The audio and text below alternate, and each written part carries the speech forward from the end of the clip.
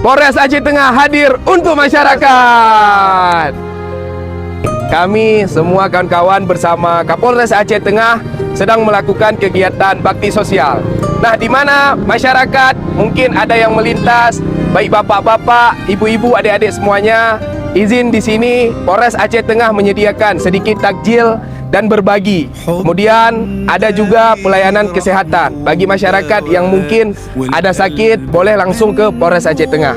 Nah, di sini kami mengajak seluruh masyarakat untuk sama-sama kita melindungi masyarakat dari kita untuk mereka. Banyak Pak ya, udah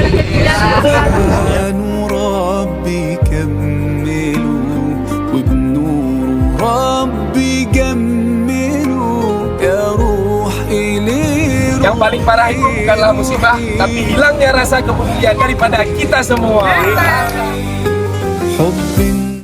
Assalamualaikum warahmatullahi wabarakatuh.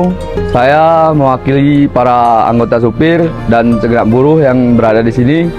Saya mengucapkan terima kasih kepada Bapak Kapolres Aceh Tengah dan jajarannya.